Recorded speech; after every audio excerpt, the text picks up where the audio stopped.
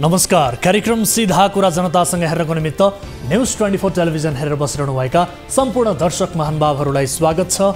म वीरेन्द्र जैरू। कुनै दिन यो मुलुकको बागडोर देशभक्तहरूको हातमा गएछ भने त्यस बखत सत्ताका लागि नेपाली स्वाभिमान विदेशीको पाउमा चढाउनेहरूको सूची नै सार्वजनिक होला।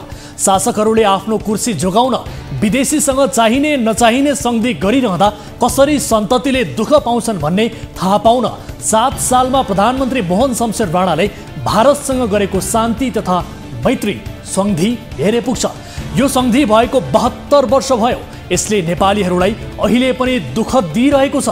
भारतीय बैंकमा रहेको पैसा र राणा शासन जोगाउन त्यो बेला मोहन शमशेरले 1950 को सन्धि गरे अनि मैले मेरो देशको सार्वभौम सत्ता जोगाए भनेर प्रचार गराए। सन्धि गरेको 17 वर्षपछि मोहन शमशेर आफू त मरे, तर तिनको कुकृत्यले नेपालीलाई अझै पनि रुवाइरहेको छ। अर्का प्रधानमन्त्री थिए मातृका प्रसाद कोइराला। देशका लागि त कोइराला मोहन शमशेर भन्दा पनि खलपात्र थिए। यिनी प्रधानमन्त्री भएका बेला नेपाली जनशक्तिले देशको प्रशासन चलाउन सक्दैन भन्ने कारण देखाएर सरकारको गृह, अर्थ, रक्षा र परराष्ट्र मन्त्रालय समेत भारतीय प्रशासकको जिम्मा लगाइएको थियो। भारतीय प्रधानमन्त्रीलाई अनुरोध गरेर मातृकाले 300 जना भारतीय विज्ञहरूलाई नेपालको प्रशासन बुझाएका थिए। त्यो बेला नेपाली सेनाको संख्या 25,000 थियो। पुनर्गठनका नाममा घटाएर 6,000 बनाइयो। मातृका प्रधानमन्त्री जरुर थिए, तर मन्त्रीमण्डलको बैठकको कार्यसूची बनाउने, निर्णय गराउने काम भारतीय सल्लाहकार गोविन्द नारायण र भारतीय राजदूतले गर्थे। त्यो बेला यस्तो लाग्थ्यो कि नेपाल भन्ने देश भारतको कुनै प्रान्त मात्रै हो। कतिसम्म भने नेपालका प्रधान न्यायाधीश र महान्यायाधिवक्ता पनि भारतीय नै थिए। प्रधानमन्त्री मातृका प्रसाद कोइराला देशमा केही गर्नु पर्यो भने सल्लाह लिन दिल्ली पुग्थे। 9 सालमा मेचीदेखि महाकालीसम्मको उत्तरी सिमानामा भारतीय सेनाका 18 चेक पोस्ट थिए। नेपालमा विदेशी सेनालाई परेड खेल्न मातृकाले दिए, तर राजा महेन्द्रले भारतीय सेनालाई फिर्ता पठाए। महेन्द्र राजमार्गको उद्घाटन, योजनाबद्ध विकास, राष्ट्र बैंक, योजना आयोगको स्थापना महेन्द्रले नै गरे। उनले नेसनल ट्रेडिङ, आयल निगम, कृषि औजार, जनकपुर चुरोट, बाँसबारी, छाला जुत्ता, सिमेन्ट र कपडा उद्योग खोले। पृथ्वी राजमार्ग, अरनिको राजमार्गको निर्माण, भारतीय नोटलाई विस्थापन, नेपाली भाषामा पठन पाठन आदि गराउने काम पनि महेन्द्रले गरे। तर तिनै महेन्द्रलाई अहिलेका लोकतान्त्रिक गणतान्त्रिक दल र नेताहरूले प्रजातन्त्रका दुश्मन ठान्छन्। 17 सालमा महेन्द्रले बहुदल हटाएर पञ्चायती व्यवस्था लागू गरेको सत्य हो, तर दलहरूले यो देशलाई जसरी हैरान पारेका छन् त्यस्तो देख्दा कुन चाहिँ राजाले हात बाँधेर बस्न सक्थे होलान्। फेरि पनि प्रसङ्ग मातृका प्रसाद कोइरालाकै। ऊ बेलाका मातृका न राजावादी थिए, न प्रजातन्त्रवादी नै थिए, न पञ्चायतवादी नै थिए। उनी सत्ता जसले दिन्छ त्यही बाद अपनाउने अवसरवादी थिए। दुई पटक प्रधानमन्त्री भइसकेका कोइराला 18 सालमा राजदूत बनेर अमेरिका गए। संयुक्त राष्ट्र सङ्घका लागि स्थायी प्रतिनिधि समेत छाडेनन्। फर्केर आएपछि पञ्चायतको सांसद पनि बने। पदका लागि अहिलेका नेताहरू 3 महिनाका लागि मात्रै भए पनि मन्त्री हुन जसरी खुट्टा उचाल्छन्, मातृका ठ्याक्कै त्यस्तै थिए। अहिलेकाले अधिकांश नेपाली नेताहरूमा तिनै मातृकाको आत्मा भड्केको जस्तो लाग्छ। अवसर, पद र सत्ताका लागि नेपालभित्र समीकरण मिलाउनु नौलो कुरै भएन। नेपाली नेताहरू आजकल पहिले नै विदेशीलाई भन्छन्, हाम्रा लागि सरकार बनाउन सहयोग गर, तिम्रा लागि नेपालमा कम्फर्टेबल सत्ता चलाइदिन्छौ। वर्तमानका शासक र त्यो बेलाका मातृकामा भएको फरक भनेको नामको मात्रै हो। बाँकी सबै मातृका सरह नै छन्। मोहन शमशेर र मातृका बारे नेपालका 7 पुस्तेले हेक्का राखुन्। तिनले देशसँग गरेको बेइमानी स्मरणमा राखुन्। प्रत्येक नेपालीले आफ्ना सन्तानलाई नेपालको इतिहास पढाउन् र यो देशको काट्टो खाने वर्तमान शासक र तिनका सन्ततिले पनि हेक्का राखुन् कि आज सत्ताको स्वादमा, उन्मादमा, रिल्याक्समा सबै कुरा राम्रै लाग्छ, तर देशसँग गद्दार गर्नेहरूलाई नेपालीले 7 पुस्तासम्म सम्झिरहन्छन्, सरापिरहन्छन् भन्ने सबैले बुझुन्, सबैले हेक्का राखुन्।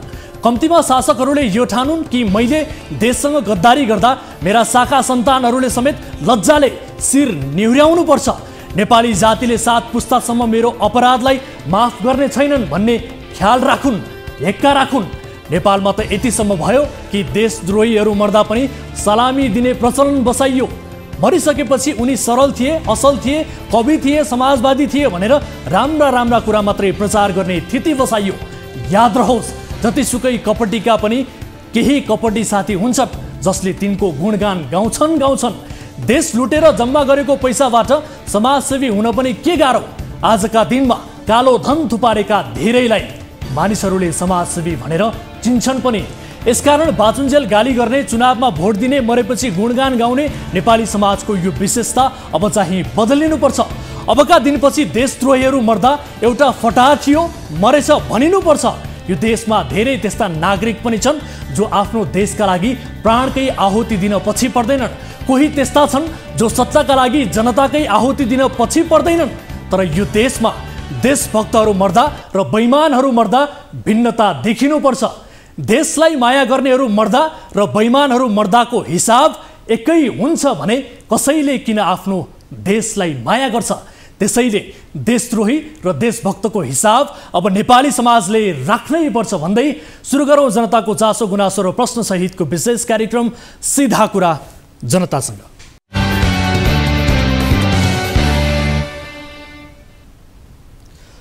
स्वागत छ दर्शक महानुभावहरू, कार्यक्रम सीधा कुरा जनतासँगको नयाँ श्रृङ्खलामा आज पनि उपस्थित भइसकेका छौँ र आजको कार्यक्रममा हामी विशेष गरी नागरिकतामा देखिएको लापरवाहीका विषयलाई प्राथमिकताका साथ उजागर गर्दैछौँ।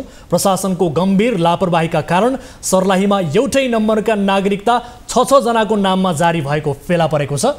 यता दलित समुदायका व्यक्तिहरूलाई अपमानित हुने गरी नागरिकतामा चाहिँ नाम राखेको पाइएपछि संसदमा समेत यस विरुद्ध आवाज उठेको छ। यसबारेको विशेष रिपोर्ट आजको कार्यक्रममा समावेश गर्नेछौँ र यस्तै दार्चुलामा सशस्त्र प्रहरी गणमा कार्यरत एक हवलदारले गणभित्रको अनियमितता बाहिर ल्याएपछि उनी विरुद्ध जन्मकैद हुनुपर्ने दाबीसहित मुद्दा दायर गरिएको छ। खासमा उनले गणभित्रको सूचना एक पत्रकारलाई दिएका थिए, तर पत्रकारले नै स्रोतको गोपनीयताको ख्याल नगरेर पत्रकारको आचार संहिताको धज्जी उडाएपछि ती हवलदार अहिले जेलमा पुगेका छन्। यसबारेको विशेष रिपोर्ट आजको कार्यक्रममा देखाउनेछौँ र यस्तै आजकै कार्यक्रममा एनआइसी एसिया बैंक बारेको फलोअप रिपोर्ट पनि हामी समावेश गर्नेछौँ। निरन्तर रूपमा एनआइसी एसिया बैंकको व्यतिथिबारे यहाँहरूलाई जानकारी गराइरहेका छौँ र फलस्वरूप आज कार्यक्रममा यसको फलोअप रिपोर्ट हामी प्रस्तुत गर्नेछौँ। यसबाहेक तपाईँ दर्शक महानुभावहरूसँगको प्रत्यक्ष कुराकानीमा जोडिनेछौँ, जसका लागि तपाईँले हामीलाई सम्पर्क गर्न सक्नुहुनेछ। हाम्रो टोल फ्री नम्बर 1660 11 24 24, यसै गरी एनसेल नम्बर 98 015 7 24 24 र एनटिसी अर्थात् भाइबर नम्बर रहेको छ 98 84 011 037। तपाईँले कल गर्न सक्नुहुनेछ। कार्यक्रम अवधिभर कुनै पनि समस्या पर्नु भएको छ र समाजमा देखिएका कुनै पनि भ्रष्टाचार र अनियमितताबारे, गलत गतिविधिबारे जानकारी गराउनु पर्नेछ भने तपाईँले हामीलाई सम्पर्क गर्न सक्नुहुनेछ। कार्यक्रमको सुरुवात गरौँ ताली र गालीबाट। यसअघि हामीले सोधेको प्रश्न थियो, नेकपा यसका अध्यक्ष माधव कुमार नेपालले काङ्ग्रेसलाई देखाउन भए पनि नयाँ चुनावी मोर्चा गठन गर्ने बताएका छन्। काङ्ग्रेस बाहेकको मोर्चा बन्यो भने वर्तमान सत्ता गठबन्धन रहन्छ भन्नेले तालीमा र रहँदैन भन्नेले गालीमा भोट गर्नुपर्ने थियो। जसअनुसार 26.85%ले तालीमा र 73.15%ले गालीमा मत जाहेर गर्नुभएको छ। यो मत परिणाम हेर्दा काङ्ग्रेस बाहेकको मोर्चा बन्यो भने वर्तमान सत्ता गठबन्धन रहँदैन भन्नेमा अर्थात् गालीमा बढी मत परेको छ। अब ताली र गालीका लागि आजको प्रश्न, प्रधानमन्त्री शेरबहादुर देउवाले सत्ता गठबन्धनमा सामेल हुन लोकतान्त्रिक समाजवादी पार्टीलाई गरेको आग्रह सो पार्टीका नेताहरूले स्वीकार गर्छन् भन्नेले तालीमा र गर्दैनन् भन्नेले गालीमा भोट गर्नुहोला। हाम्रो पात्रको एप्लिकेसनमा गएर ताली र गालीका लागि भोट गर्न सक्नुहुनेछ र भोटिङ सुरु हुन्छ अब आजको पहिलो विषय, दलित समुदायका सोझा सिधा मान्छेको नाममा टाठाबाठा कर्मचारीले क्षुद्रता र हेपाइसी देखाउँदा नामकै कारण कोही कसरी जीवनभर हीनता बोकेर जिउन विवश हुन्छन् भन्ने तथ्य यसपटक उजागर भएको छ। दैलेखका कविराम कामीको नागरिकतामा कुकुर कामी लेख्ने बेला पढे लेखेका कर्मचारीहरूको विवेक घाँस चर्न गएको थियो होला त। प्रसङ्ग कविराम कामीको मात्र होइन, हेप्न सकिने जातका मान्छे छानेर धेरैको नाम बिगारिएको छ। यो सन्दर्भले नेपाली समाजमा केही समुदाय कसरी हेपिएको छ भन्ने देखाउँछ पनि। अपमानजनक नाम राखिदिएर हीनताबोध गराएको यो प्रकरणको चौतर्फी विरोध हुँदै गएको छ। संसददेखि सडकसम्ममा यो विषयले प्रवेश गरेको छ। नागरिकतामा जसको नाम कुकुर कामी लेखियो ती कविराम कामीकै घरसम्म सिधा कुरा जनतासँगको टिम पुगेको छ। पछिल्लो जागरणले ती नागरिकहरूको नाम नागरिकता प्रमाणपत्रमा फेरिने सम्भावना पनि बढ्दै गएको छ। हाम्रो टिम कविराम कामीको घर पुग्दा उनले यो पछिल्लो प्रसङ्गलाई कसरी लिए र आज संसदमा के कुरा उठ्यो त? टिभी जर्नलिस्ट एमराज कटुवालको सहयोगमा तयार पारिएको विशेष रिपोर्ट हेर्नुहोस्। दलित समुदायका व्यक्तिहरूको नागरिकतामा भएको अपमानित नाम सच्याउन सरकारले दबाव बढ्दै गएको छ। प्रतिनिधि सभाको आइतबारको बैठकमा सांसद दुर्गा कुमारी विश्वकर्माले दलित समुदायका व्यक्तिहरूको अपमानित हुने नाम सच्याउन सरकार समक्ष माग गरेकी छन्। सांसद विश्वकर्माले दलित समुदायका व्यक्तिहरू अपमानित हुने गरी नागरिकता वितरण गर्ने कर्मचारीमाथि पनि प्रश्न उठाउँदै तत्काल गृह मन्त्रालयलाई ती नाम सच्याउने व्यवस्था गर्न माग गरेकी छिन्। दलित समुदायको नाम लेख्दाखेरि अहिले खोप कार्डमा हेर्दाखेरि, त्यस पछाडि नागरिकतामा हेर्दाखेरि र अर्को यो नामावलीमा हेर्दाखेरि नामहरू र अहिले विशेष त राष्ट्रिय परिचय पत्र बनाउने क्रममा नामहरू उहाँहरूको कसरी लेखियो, म दङ परेको छु। सायद म मात्रै होइन, यो सबै पत्र पत्रिकामा आएको छु। यो गम्भीर विषय छ र यो सरकारले यो ध्यान आकर्षण गर्नुपर्छ। र दैलेखका कविरामको घरमै पुग्यो सिधा कुरा छिम। दैलेखको भगवतीमाई गाउँपालिका 3 का कविराम कामीले नागरिकतामा कुकुर कामी नाम भएकै कारण उनका सन्ततिसम्मले अपहेलित हुनु परेको विषय चर्चामा छ। हामी कविरामको घरमै पुगेका छौँ। 2017 पुस 25 गते जन्मिएका कविरामलाई 2046 सालमा गाउँमा गएको नागरिकता टोलीले नागरिकता दिएको रहेछ। तत्कालीन मिहलतोली गाविसबाट नागरिकता प्राप्त गरेका उनलाई तत्कालीन प्रधान पञ्च बखत बहादुर खड्काको सिफारिसमा नागरिकता टोली प्रमुख दुर्गा प्रसाद गिरीले नागरिकता दिएका रहेछन्। तर त्यही नागरिकताको नामले कविरामलाई आजसम्म अपहेलित गरिरहेको छ। उनका छोराछोरीदेखि नाति नातिनासम्मलाई लाजमर्दो हुने गरेको दुःखद भोगाई उनीसँग छ। ऐसाल त अब बाउ उयोलाई आँखा देखिएन, पढाइ दिएन। आजभोलि त यो बुन्नु भन्न मरे जतिको लाग्छ।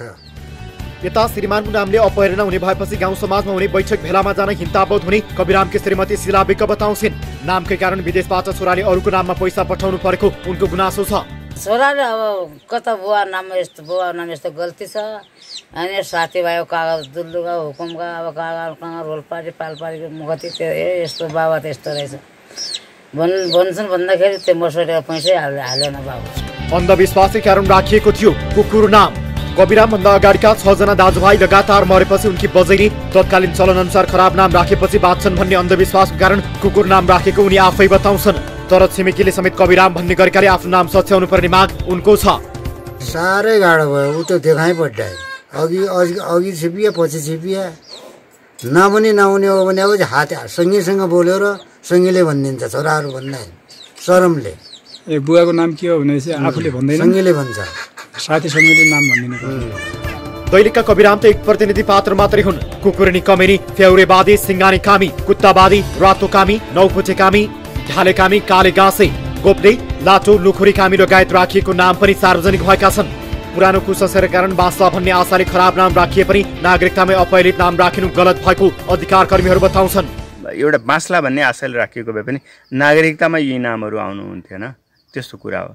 काले, सेते, गोरे यस्ता नामहरू त कतिपय अपहेलित मानिन्छन् भने नागरिकतामै कुकुर कामी नाम राखिदिएपछि उहाँलाई त अप्ठ्यारो पर्यो नागरिकता बनेको 33 वर्ष यो अवधिमा। अनि त्यसपछि छोरा छोरी नाति नतिना उहाँहरूलाई समेत परिचय दिएर हिँड्न अथवा कागजपत्र बोक्न कतिपय बेला असजिलो, परिचय खुलेर बोल्नु पर्दाखेरि बडा असजिलो। कागजपत्र मागिदियो कसैले गरिदियो भने अप्ठ्यारो परिरहेको छ। सचिन्छन् त यस्ता नाम। खासमा उमेर, नाम र जात सच्याउनका लागि नागरिकता जारी भएको 6 महिनाभित्र प्रक्रिया थाल्नुपर्ने व्यवस्था छ। तर नामकै कारण कुनै व्यक्तिले हिंसाबोध र अपहेलना भोग्नु परेको छ भने त्यस्ता व्यक्तिको नाम सच्याउने अग्रसरता देखाउने जिल्ला प्रशासन कार्यालय दैलेखका निमित्त प्रमुख जिल्ला अधिकारी गणेश प्रसाद कोइराला बताउँछन्।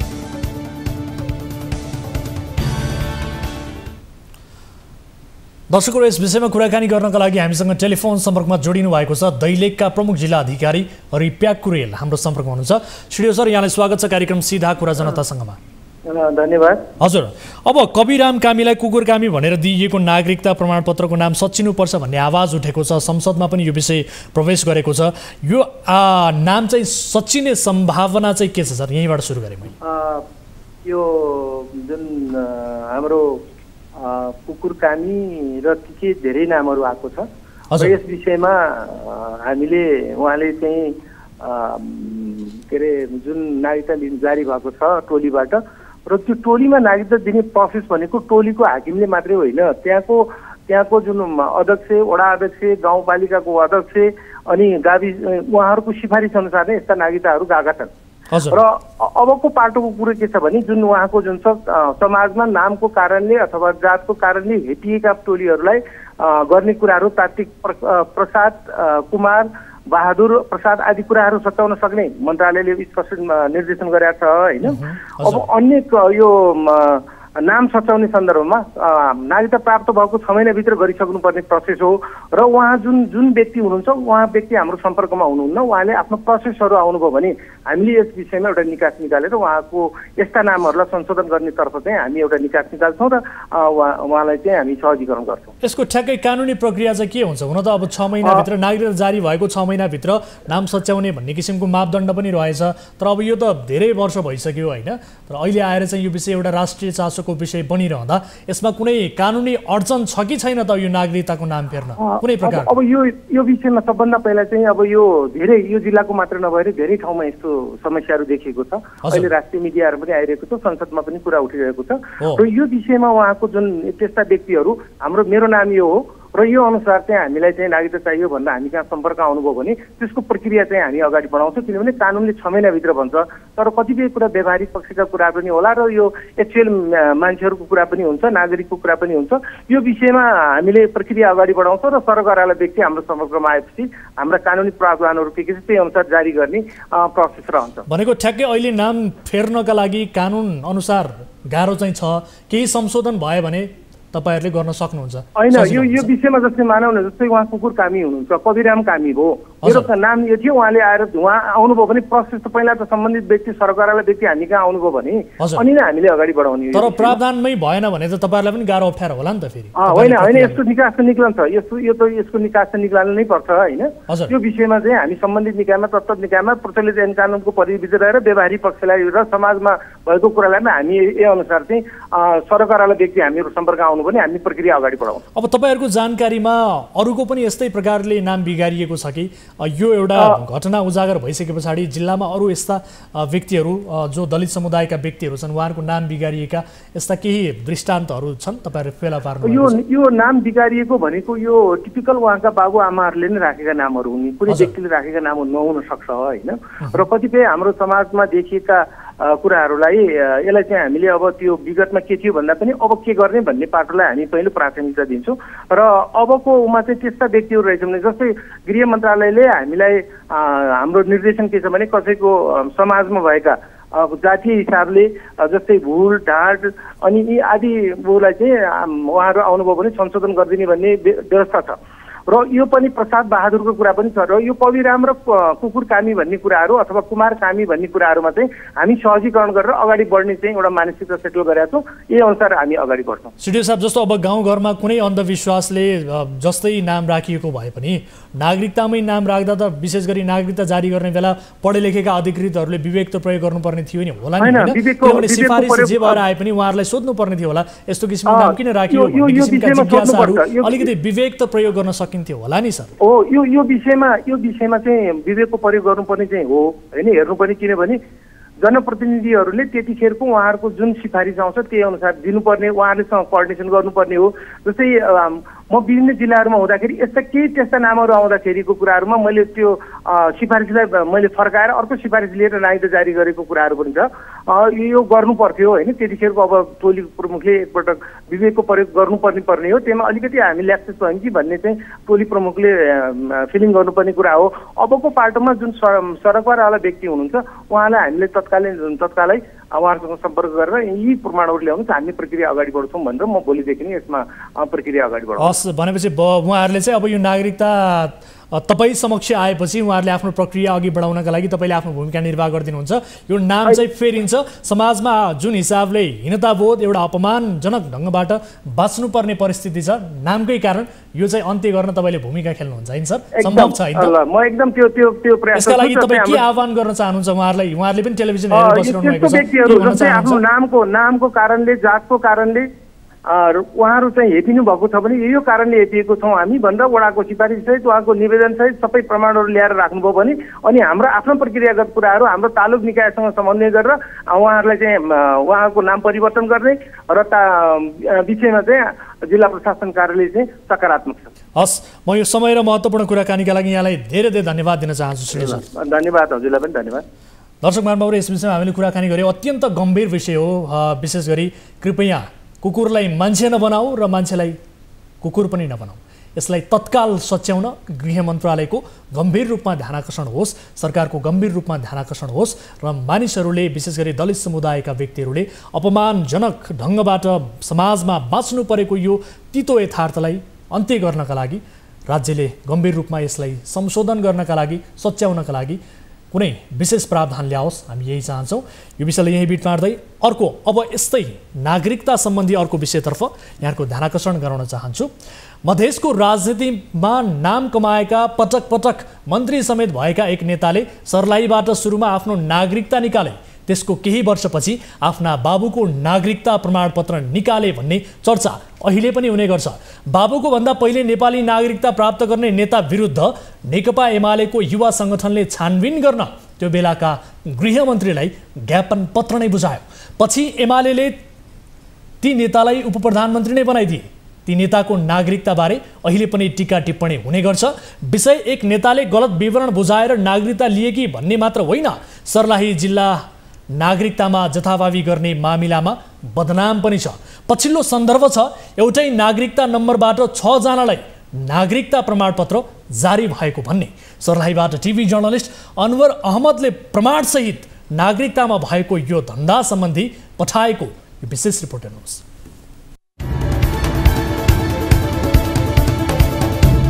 जिल्ला प्रशासन कार्यालय सर्लाहीले 6 जनालाई एउटै नम्बरको नागरिकता वितरण गरेको खुलेको छ। सर्लाहीकै 6 जना व्यक्तिको नागरिकतामा 19-10-76-209 नम्बर राखेर नागरिकता जारी भएको छ। जिल्ला प्रशासन कार्यालय सर्लाहीले नितेश कुमार कर्ण, राजीव हजारी, गौतम प्रसाद शाह, मुलाजिम मिया बैठा, राधेश्याम राय यादव र मिथुन चौधरी नामक व्यक्तिलाई एउटै नागरिकता नम्बर राखेर नागरिकता प्रमाणपत्र दिइएको छ।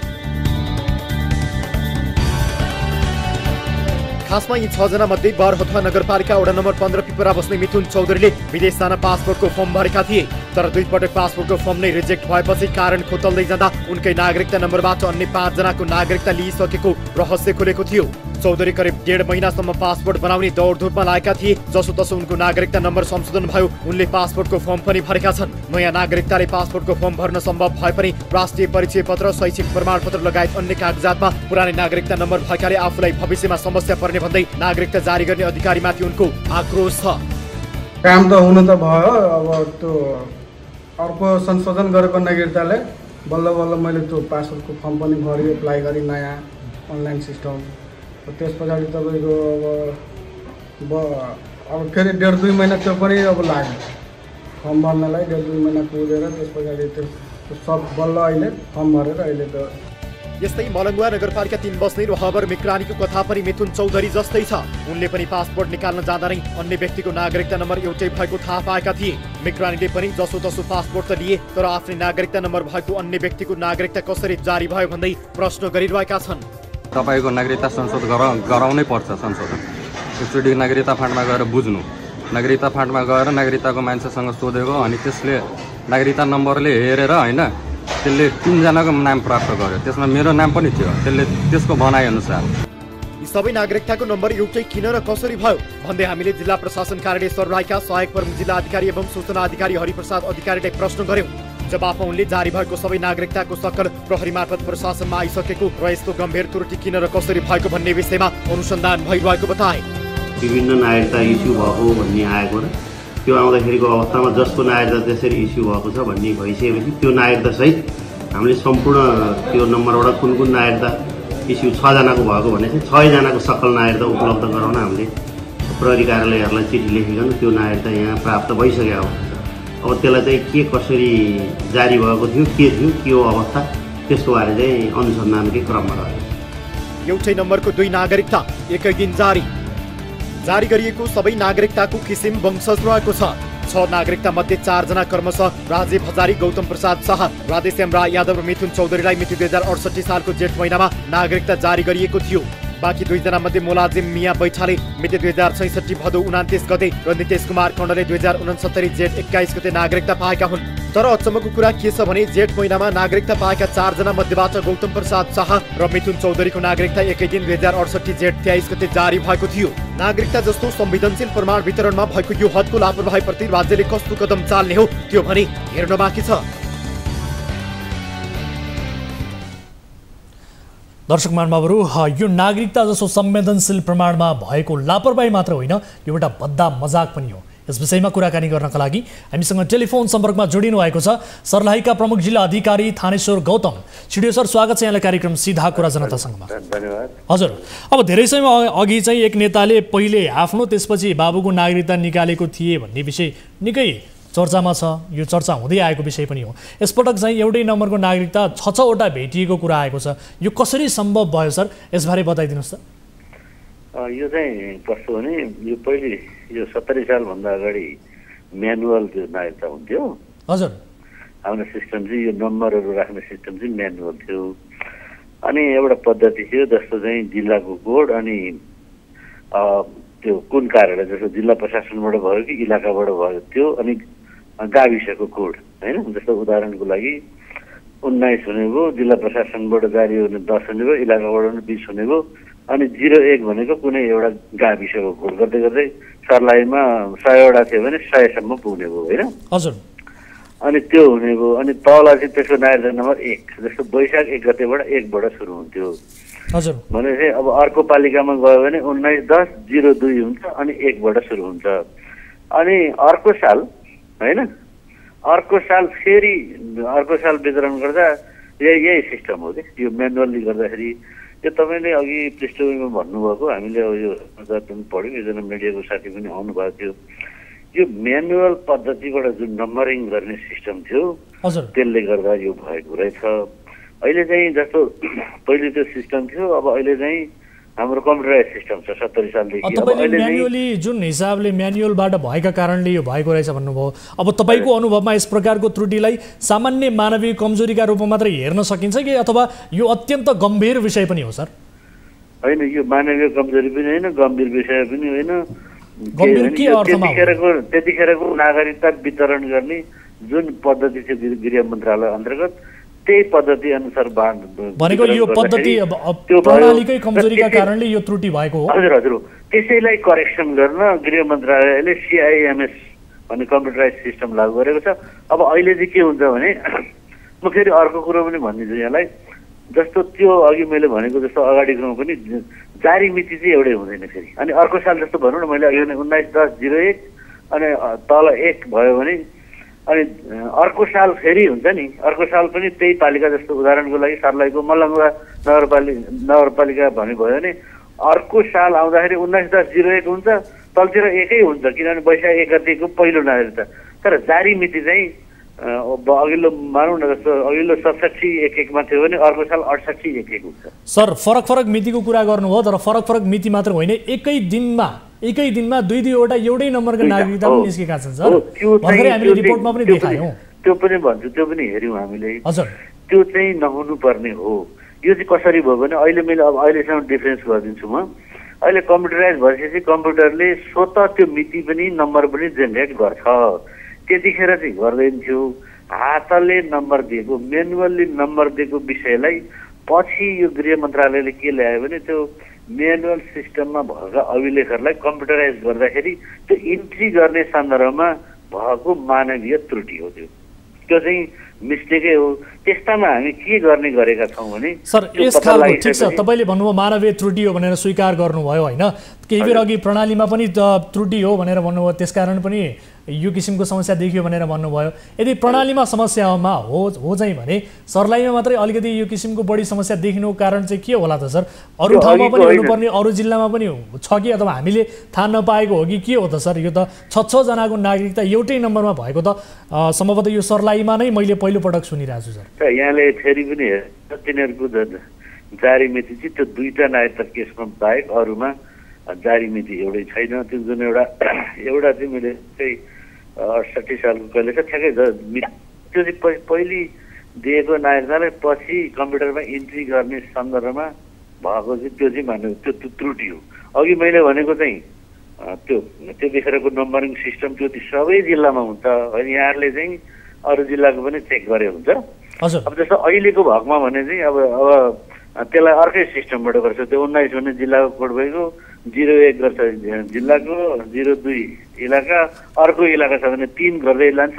अनि जस्तो कहिले जारी भयो 78 मा जाली भयो भने 78 भन्छ अनि 1 बाट सुरु गर्छ हैन, गर्दाखेरि यो नम्बर चाहिँ ठीक छ। यो कुरा त हामीले बुझ्यौं। ठीक छ। अब चाहिँ के हुन्छ, यो नागरिकता संशोधन हुन्छ त, यो नम्बर संशोधन हुन्छ, यद्यपि उनीहरूको सर्टिफिकेट अरू कुराका प्रमाणपत्रमा चाहिँ त्यही पुरानो नागरिकता हुन्छ। यसले चाहिँ कतिको समस्या निम्तिन सक्छ? यहाँलाई म एकदमै यो कुरो आयो, यो वास्तवमा अब ठिकै कुरा उजागर पनि गरिदिनु भयो।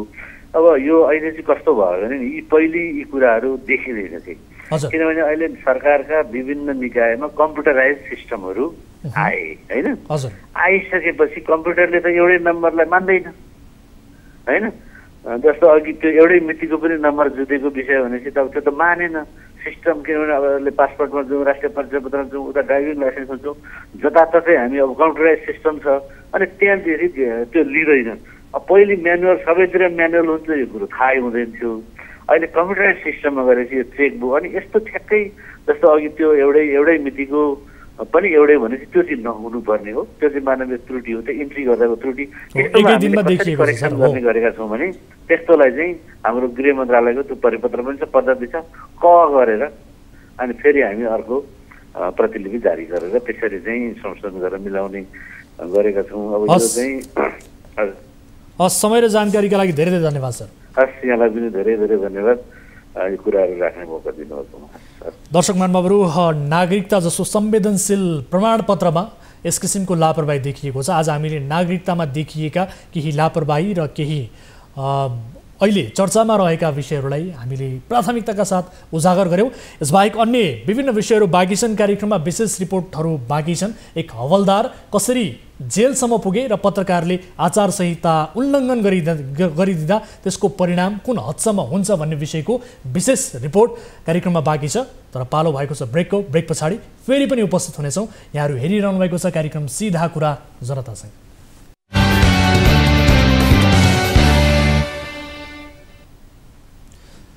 ब्रेकपछि स्वागत छ दर्शकहरू। अब आजको अर्को विषय, दार्चुलाको खलङ्गा स्थित सशस्त्र प्रहरीको 44 नम्बर गढमा एकसाथ 122 जना प्रहरी बिदामा बस्थे। झन्डै आधा प्रहरीलाई बिदा दिएर गणपति एसपी त्रिभुवन विष्ट कस्तो कमान्ड सम्हाल्थे होला। एकैपटक यति धेरै प्रहरीलाई बिदामा राख्ने र उनीहरूको रासन जोगाएर गोजीमा हाल्ने धन्दामा एसपी विष्ट थिए कि? सशस्त्र प्रहरीको यो चाला त छँदै थियो। यो एक तथ्य हवलदारले पत्रकारलाई दिएछन्। जुन पत्रकारले यो सूचना पाए उनले पत्रिकामा मात्रै प्रकाशन गरेनन्, सूचनाको स्रोतबारे पनि सशस्त्र प्रहरीको गढमा गएर खुलासा गरिदिए।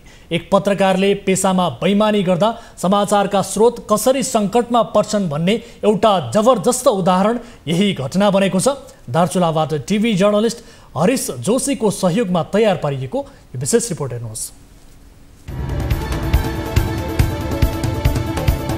दार्चुला सदरमुकाम खलङ्गा स्थित सशस्त्र प्रहरीको 44 नम्बर गणको अनियमितता बाहिर ल्याउने वरिष्ठ प्रहरी हवलदार नरेश सिंह साहू जेल पुगेका छन्। प्रहरी हवलदार साहूले गणमा कार्यरत जनशक्ति मध्ये आधा जसो बिदा बस्ने गरेको विवरण गोप्य रूपमा मिडियालाई उपलब्ध गराएका थिए।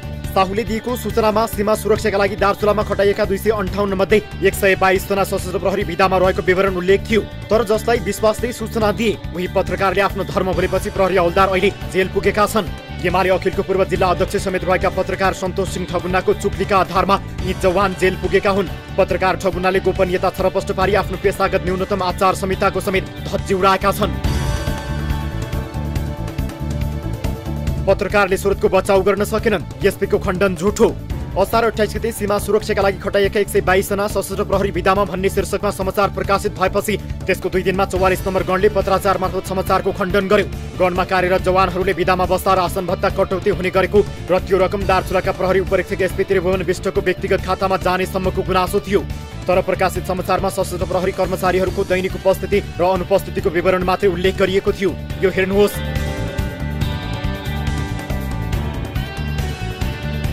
हौलदार साहुले फेसबुक मेसेन्जर मार्फत यो सूचना पत्रकार ठगुनलाई दिएका थिए। तर समाचार प्रकाशित भएपछि विधामा रहेका एसपी विष्टले गणमा पुगेर छानबिन सुरु गरे। हौलदार साहुले सूचना दिने बित्तिकै डरले आफ्नो फेसबुक र मेसेन्जर अनइन्स्टल गरेका थिए। तर एसपीलाई शङ्का लागेपछि साहुको मोबाइलमा फेसबुक इन्स्टल गरियो। त्यसपछि मेसेन्जरमा पत्रकार ठगुनलाई सूचना दिएको मेसेज देखियो। हौलदारले फेसबुक र मेसेन्जर अनइन्स्टल गरे पनि ठगुनलाई पठाएको मेसेज डिलिट गर्न बिर्सेछन्। त्यसपछि एसपी विष्टले पत्रकार ठगुनलाई गण हेडक्वार्टर बोलाएर नरेशबाट आफूले जानकारी पाएको लिखित विवरण नै टिपाए। त्यति बेला समाचार परियोजनका लागि आफूलाई सूचना वा जानकारी उपलब्ध गराउने स्रोतको गोपनीयता र सुरक्षा गर्नुपर्नेमा ठगुनाले हौलदार साहुको बचाउ गर्न सकेनन्।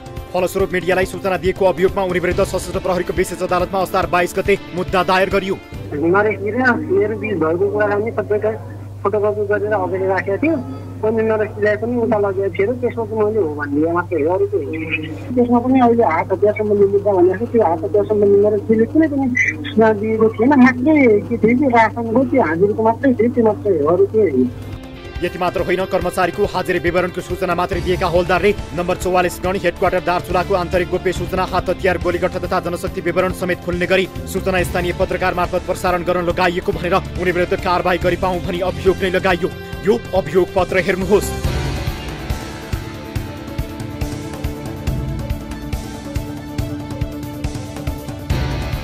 सशस्त्र प्रहरीको गणले समाचारमा दिएका तथ्याङ्क र विवरण झुटा भएको खण्डन मार्फत बताए पनि मुचुल्का र मुद्दा फाइलमा भने हाजिरी विवरण वास्तविक भएको उल्लेख छ। अर्थात् 122 जना प्रहरीलाई एकैपटक बिदा दिएर गण नै खाली राखेर एसपी विष्टले भद्रगोल पारामा कमान्ड सम्हालेको प्रमाणित भएको छ। यो पत्र पनि हेर्नुहोस्।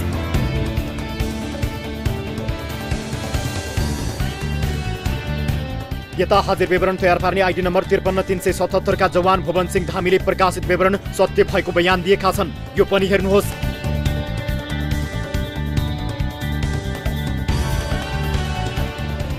सशस्त्र प्रहरीले सुरक्षासँग सम्बन्धित सूचना तथा खबरहरू राष्ट्रिय वा अन्तर्राष्ट्रिय अनाधिकृत व्यक्ति, संस्था वा समूहलाई उपलब्ध गराउन प्रयास गरेमा वा कसैलाई त्यस्तो गर्न दुरुत्साहन गरेमा जन्मकैदको सजाय हुने व्यवस्था छ। हौलदार साहु विरुद्ध सोही अनुसारको माग दाबी सहित मुद्दा दर्ता गरिएको छ। सशस्त्र प्रहरी ऐन 2058 को दफा 27 को उपदफा 1 च बमोजिम आरोपी नरेश सिंह साहुलाई जन्मकैदको सजाय हुनुपर्ने कानुन महाशाखाको दाबी छ। मानव स्रोत विभाग अन्तर्गत कानुन महाशाखाले अनुसन्धान प्रक्रिया पूरा गरी मुद्दा दर्ता गरिसकेको छ। 2079 सालको दर्ता नम्बर 2 रहेको यो मुद्दाको भदौ महिनाभित्रै सुनवाई हुने बताइएको छ। जेठ महिनाको अन्तिममा सशस्त्र प्रहरीको सुरक्षा घेरामा राखेर नरेशलाई दार्चुलाबाट कैलालीको अत्तरिया स्थित वाहिनीमा झारिएको थियो। अत्तरियामा केही कागजपत्र तयार गरेपछि हलचोक हेडक्वार्टर पठाइयो। हाल उनी जेलमा छन्। तर रासन भत्ताको नालीबेली छताछुल्ल हुने चिन्ताले अहिले दार्चुलाको यो प्रकरणलाई ढाकछोप गर्न नेतृत्व कसिएको छ। वरिष्ठ हौलदार नरेश सिंह साहुलाई बलिको बोक्का बनाएर रासन भत्ता बाँडीचुँडी खाने परम्परालाई निरन्तरता दिने प्रयास भइरहेको छ। दर्शकहरू, सशस्त्र प्रहरीका इकाइहरूभित्र एकैपटक सयौं सुरक्षाकर्मीहरूलाई विदा छोडेर उनीहरूको रासन भत्ता बाँडीचुँडी खाने गरेको आरोप धेरै वर्षदेखि लाग्दै आएको छ। यस विषयमा कुराकानी गर्न हामीले एसपी त्रिभुवन विष्टलाई सम्पर्क गर्यौं, तर आफूलाई यसबारे बोल्ने इजाजत नभएको भन्दै इन्कार गर्नुभयो। उहाँले सशस्त्र प्रहरी बलका प्रवक्ता विदुर खड्कालाई सम्पर्क गर्न भन्नुभयो। त्यसपछि हामीले प्रवक्ता खड्कालाई कल गर्यौं। उहाँले पनि यसबारे बोल्न नमिल्ने जवाब दिनुभयो। यसबाट पनि प्रश्न हुन्छ, हवलदार नरेश सिंह साहुलाई बलिको बोको बनाएर रासन भत्ता बाँडीचुँडी खाने परम्परालाई निरन्तरता दिने चलखेल भइरहेको छ र यसका लागि सशस्त्र प्रहरीको नेतृत्व नै कसिएर लागि परेको छ। हामी यो भन्न बाध्य छौँ। तर एउटा पत्रकारले आफ्नो स्रोतको बचाउ नगर्दा, आचार संहिताको पालना नगर्दा कुन हदसम्मको परिणाम स्रोतले भोग्नुपर्छ भन्ने गतिलो उदाहरण पनि यो घटनाले पेश गरेको छ। त्यसैले हरेक पत्रकारले मर्यादित बन्नै पर्छ र स्रोतलाई बचाउन आफ्नो धर्म निभाउनै पर्छ। तर यी पत्रकारको हरकतप्रति पत्रकार महासङ्घ र प्रेस काउन्सिल नेपालको गम्भीर रूपमा ध्यानाकर्षण होस्, यो विषयलाई यही थाती राख्छौँ र आवश्यक परे फेरि पनि फलोअप गर्नेछौँ भन्दै यति बेला कोही दर्शक हामीसँग जोडिनु भएको छ आफ्नो गुनासो सहित। उहाँसँग छोटो गुनासो लिन्छौँ। टेलिफोन सम्पर्कमा हुनुहुन्छ। नमस्कार, कहाँबाट को बोल्दै हुनुहुन्छ? सर नमस्ते। हजुर, कहाँबाट को बोल्दै हुनुहुन्छ? म कानेपोखरी गाउँपालिका वार्ड नम्बर 2 बाट हिरा सुतार कार्की सर। हिराजी, तपाईँको समस्या के थियो? छोटोमा राख्नु होला। के समस्या परेर हामीलाई सम्झिनु भयो? म सर सिधा मान्छे हुँ, म केही जान्दिनँ। मेरो श्रीमान चाहिँ साउदी अरब जानुभएको धेरै वर्षदेखि नै। हजुर। उहाँले चाहिँ मधुमल्ला किमु खेतीको कुमारी शिव भन्नेलाई चाहिँ पालन पोषण गर्दै आउनुभएको छ। उहाँ चाहिँ श्रीमानसँगै बस्नुभएको रहेछ। हजुर। अनि उहाँले चाहिँ किन यस्तो गरेको भने अस्ति मैले 100 मिडिया लगेर उहाँ राख्दाखेरि उहाँ भाग्नुभयो। हजुर। अनि उहाँले चाहिँ मेरो ऋण उठाएको भन्नुहुन्छ अरे अरूसँग चाहिँ कस्तो ऋण हो के हो मेरो श्रीमानलाई चाहिँ कसरी निकाल्न सकिन्छ सर? मैले अघि म्यामलाई नम्बर पनि दिएको थिएँ विदेशको। तपाईँको श्रीमान साउदी जानुभएको कति वर्ष भयो? के कामका लागि जानुभएको थियो? काम त खोइ के थियो म्याम सर त्यो उसमा के अरे अफिसमा चाहिँ अफिसबाट हो कि के गर्नुहुन्छ अरे। अनि हामीलाई त राम्रो भन्नुहुन्न, हामीसँग बोल्नु पनि हुन्न। एउटा छोरा छ अहिले घरमा, छोरीले अहिले सम्पर्कमा हुनुहुन्छ कि हुनुहुन्न त? तपाईँको कुराकानी हुन्छ श्रीमानसँग? हुँदैन सर, मसँग त कहिले दिन बोल्नुहुन्न थियो, छोरासँग कहिले काहीँ बोल्नुहुन्थ्यो। हामीले त भोइस भेटायौँ, हरेक कुराका भोइस भेटायौँ, छाडा राम्रा नराम्रा सबै कुरा भेटाइसकेपछि उहाँ चाहिँ हामीले सम्पर्कविहीन हुनुभयो र अनि उहाँहरूले चाहिँ नम्बर फेरि कुरा गर्थिन्। त्यो मधुमलाको बहिनीले चाहिँ नम्बर फेरि कुरा गर्थिन्, एउटा भेटाएन अर्को फेरि अर्को गरेर नम्बर फेर्दै श्रीमानसँग कुरा उसले चाहिँ गर्थिन्, तर हामीसँग चाहिँ हुँदैन सर। ए तपाईँसँग तपाईँको श्रीमानको कुरा हुँदैन? अब तपाईँको श्रीमानले कुराकानी गर्न नचाहेर भएको हो कि अथवा के हो त? उहाँ के त्यस्तो बाध्यात्मक परिस्थितिमा हुनुहुन्छ कि? अर्कै मान्छेसँग चाहिँ 72 सालदेखि त्यो महिला चाहिँ मेरो श्रीमानको साथमा सम्पर्कमा आएको हामीलाई थाहा भयो। त्यहाँदेखि हराए आवाज होइन होला भन्यो, तर अहिलेसम्म उहाँ नै रहेछन्। हजुर। श्रीमान घरमा राखेर चाहिँ अनि अब अर्को श्रीमानलाई चाहिँ बाहिर राख्दै बाहिर बस्ने गर्ने रहेछन्। अनि उनीहरूले चाहिँ हामीलाई चाहिँ सिधा ढाँटेर अनि त्यो केटीको श्रीमान पनि सिधा हुँदो रहेछ। ए अनि अब तपाईँलाई समस्या चाहिँ के भयो त ठ्याक्कै? अब तपाईँको श्रीमान यहाँ नेपाल फर्काइदिनु पर्यो भन्ने हो कि अथवा के हो त? अथवा तपाईँलाई ऋण तिर्न सर हामीले चाहिँ मिडिया राखेको, मिडिया मार्फतबाट हामीले अब मिल्न उहाँहरूले आउनु भन्छन्। अब न्याय समितिका मान्छेले, तर म गएर के मिल्नु? पैसा कमाएर खुवाउने एउटा सम्पत्ति भने नि जे भने श्रीमान हो। एउटा छोरो पढाउन सकेको छैन, माइतमा छु। हस्, यस विषयलाई हामी फलोअप गर्नेछौँ। यस विषयको बारेमा थप तथ्य हाम्रो टिमका साथीहरूले बुझ्नुहुनेछ। तपाईँलाई तुरुन्तै सम्पर्क गरेर थप डिटेल्स हामी लिन्छौँ। त्यस पछाडि के भएको रहेछ हामी बुझ्ने कोसिस गर्नेछौँ। हिराजी आफ्नो गुनासो राख्नुभयो, धेरै धेरै धन्यवाद है। हस् सर, अब धेरै छन् गुनासो त सर। हस्, धन्यवाद। दर्शक महानुभावहरू, यस विषयमा हामी फलोअप गर्नेछौँ। अब अर्को विषयतर्फ यहाँहरूको ध्यान आकर्षण गराउन चाहन्छु। 8 अर्ब बिगो भएको मुद्दामा बहस गर्न सिभिल सहकारीका सञ्चालक इच्छाराज तामाङले 8 जना जति कानुन व्यवसायी हायर गरेका छन्। तर 22 करोड मात्रैको मामिलामा बहस गर्न एनआइसी एसिया ब्याङ्कले 24 जना अधिवक्ता राखेको छ। बैंकको पैसा प्रमोटर शेयर होल्डरको मात्र होइन, हजारौं निक्षेपकर्ता शेयर सदस्यको पनि पैसा बैंकमा हुन्छ। बैंकले कसैको धितो फिर्ता दिनु पर्ला भन्ने मात्रै चिन्ता लिएर 24 जना कानुन व्यवसायीको डप्फा राखेर जनताको पैसाको दुरुपयोग गर्न मिल्छ। अनौठो त के भयो भने 24 जना अधिवक्ता राख्दा पनि बहस नै हुन पाएन। यो प्रसङ्ग हो सुधीर बस्नेत सञ्चालक रहेको ओरिएन्टल बिल्डर्स एन्ड डेभलपर्स प्रणालीले एनआइसी एसिया बैंकको विरुद्ध सर्वोच्चमा दायर गरेको मुद्दाको। एनआइसी एसिया बैंकले 24 जना कानुन व्यवसायीलाई बहसका लागि भनेर राख्नुको उद्देश्य मुद्दा जित्ने मात्रै हो कि अरू पनि हो? हेरौँ यो फलोअप रिपोर्ट।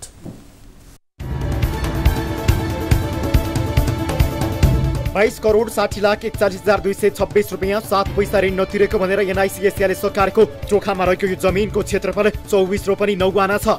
10 वर्ष अघि एनआइसीले ओरिएन्टल बिल्डर्स डेभलपर्सको यो जमिन बैंकले त्यो बेला लिलाम गरेको थियो, जुन बेला सञ्चालक सुधीर बस्नेत प्रहरी हिरासतमा थिए। 69 साल पुस 20 गते बस्नेतलाई प्रहरीले हिरासतमा राख्यो। त्यही मौका छोपेर 15 दिनपछि बैंकले ओरिएन्टलको जमिन लियो।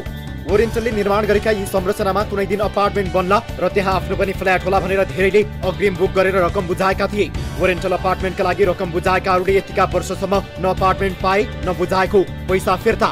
अहिले ओरिएन्टलका सञ्चालक सुधीर बस्नेतै एनआइसीको ऋण तिर्छु, मेरो जमिन फिर्ता देऊ, मैले धेरै मानिसहरूसँग अपार्टमेन्टका लागि लिएको पैसा फिर्ता गर्नु छ भन्दै आएका छन्। तर बैंकले जमिन फिर्ता दिनु पर्ला भनेर यहाँ डोजर चलाइरहेको छ ताकि बैंकले आफ्नो गैर बैंकिङ सम्पत्तिमा ठूलो लगानी गरिसकेको भन्ने प्रमाणित गर्न सकोस्। व्यवसायमा डुबेका बस्नेतमाथि अहिले पनि जनताको अर्बौं दायित्व छ। यो दायित्व उनी त्यो बेला मात्रै पूरा गर्न सक्छन् जब बैंकले आफ्नो साउमा ब्याज असुल गरेर उनको धितो फिर्ता गर्छ। तर बैंकले धितो फिर्ता नगर्ने गरी न्यायालयिक प्रभावित पार्ने गरी अनौठो हरकत गरिरहेको छ। धितो फिर्ताको माग गर्दै बस्नेतले सर्वोच्चमा 74 मङ्सिरमा मुद्दा दायर गरेका थिए। मुद्दामा बहस होला, धितो फिर्ता गर्नुपर्ला भन्ने भएका कारण बैंकले 24 जना उकिलको डप्फा फालेको छ। एउटा मुद्दामा 24 जना उकिल पाल्ने काम कुनै पनि बैंकले गर्दैन, यस्तो गर्न आवश्यक पनि हुँदैन। बैंकको पैसा जनताकै निक्षेप हुने हुँदा आवश्यकता भन्दा बढी उकिल राखेर खर्च गर्नु भनेको जनताको पैसा दुरुपयोग पनि हो। तर बैंकले यस्तो काम गरिरहेको छ। चलेका नचलेका र महँगा उकिलको डप्फा, मूल उद्देश्य पेशी सार्ने। सुधीर बस्नेतले दर्ता गरेको मुद्दामा उनको पक्षमा बहस गर्न अधिवक्ता मधु चौलागाई मात्रै छन्। तर एनआईसीको पक्षबाट बहस गर्नेहरू 24 जना छन्।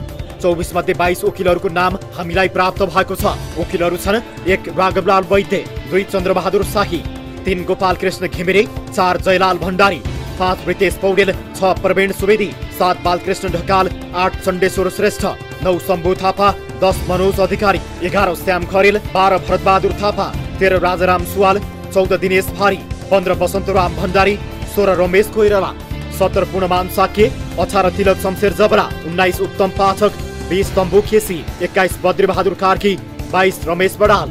एनआईसीले तयार पारेको उकिलहरूको यो फौजमा केही हेभीवेट उकिलहरू छन्, जस्तो कि गोपाल कृष्ण घिमिरे नेपाल बारका अहिलेका अध्यक्ष हुन्, चण्डेश्वर श्रेष्ठ बारका पूर्व अध्यक्ष हुन् भने रमेश बडाल पूर्व महान्यायाधिवक्ता हुन्। केही उकिलहरूले चाहिँ मुद्दा हटाउने उद्देश्य मात्रै राखेको दाबी गरिन्छ, जस्तो कि चन्द्रबहादुर शाही स्वयंसँग कुनै मुद्दा नभएपछि उनी पाटन उच्च अदालतमा वैतनिक वकिलका रूपमा काम गर्न पुगेका थिए। निलम्बित चोलेन र शमशेर राणासँग नाता देखाएर मुद्दा सार्न मात्रै तिलक शमशेर राणाले राखिएको बताइन्छ। एनआईसीले तयार पारेको यो डफामा केही महँगा उकिलहरू पनि छन्, जस्तो कि शम्भु थापा, वसन्तराम भण्डारी, पूर्णमान साक्य, बद्रीबहादुर कार्की, रमेश कोइराला आदि। उकिलहरूको लागि लाखौं रुपियाँ खर्चेर भए पनि ऋणीको धितो खाएरै छाड्ने अभिप्राय जस्तो पनि देखिन्छ। अन्यथा आफ्नो साउमा ब्याज यसै सुरक्षित उसै सुरक्षित भएको अवस्थामा उकिलहरूका लागि बैंकले किन यति धेरै खर्च गरिरहेको छ? सर्वोच्चमा कुनै पनि मुद्दा साप्ताहिक पेशीबाट एकपटक मात्रै हटाउन पाइने सुविधा हुन्छ। तर सुधीर बस्नेत र एनआईसीको यो मुद्दा साप्ताहिक पेशीबाट समेत 3 पटक हटेको छ। अहिलेसम्म 9 पटक हटाइएको छ।